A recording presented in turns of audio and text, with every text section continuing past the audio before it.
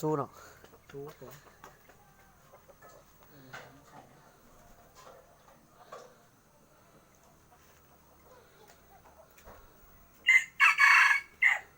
โอ้คันดีได้ตัวนี้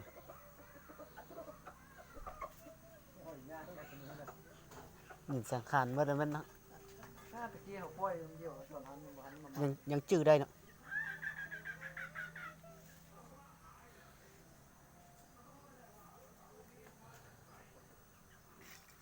อาหารเสามันบินพนทุกข์ครับตอน ตัวงามมันค่อยมดเสี้ยวเองไปอันนี้คือเดียวพอเราไอ้ตัวนี้อันเอาแต่หิงงวนมาเหรอบ่แม่นรุ่นเดียวกับตัวนั้นติรุ่นเดียวนะไปแต่โมเมนต์ใกล้พอตัวเดียวใกล้คนละพ้นนั่นแหละตัวนั้นเรายืมเราขอมาเนาะตัวอยู่นอกมันเราขอมาหมดแล้วเราซื้ออะไร400,000ไปตัวนี้เราใกล้เรา ใกล้เราเปลี่ยนเนาะ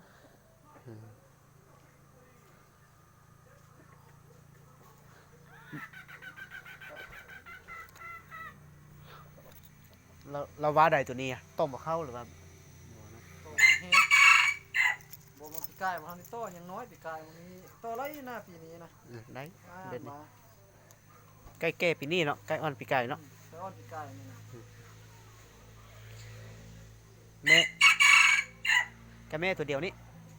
เสานำเข้ามาแต่น้อยปีกายหมอตะคำยังรักช่วงนึงฮะรักเขาไปเอาขึ้นเลยแต่บ้านเท่ารักป้านำนึ่งเลยอันนี้เราว่ากับปลาน้ำนึงตะโพสำหรับเขายิงตะโพป่วยได้ลูกมันยิงเลยบ่นะคนไทยบ้านเขาน่ายิงเนาะเขาไม่ได้5 เซนป้าเวลาใกล้น้อยมาเลี้ยงนะ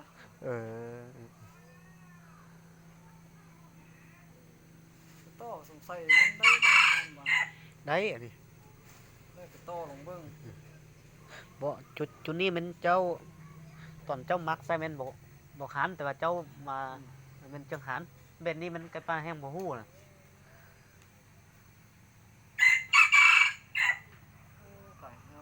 เขาว่าขายไม่500,000เนาะเขาว่าขายไม่500,000เจ้าขายเนาะตัวนี้นะตอนมีคูมีคูณเขามีคนอะไรสิสามารถเราขายเลยตัวนี้กับตัวยูนองเนาะแล้วเครื่องกี้นี่เขาบ่เฮานี่บ่ขายตัวนี้กับตัวยูนองเนาะตัวยูนองบ่ขาย500,000ก็บ่ขายนะเอาไว้เอาลุกมันก้นตัวนี้สิอันนี้ก็บ่ได้ลุกเดียว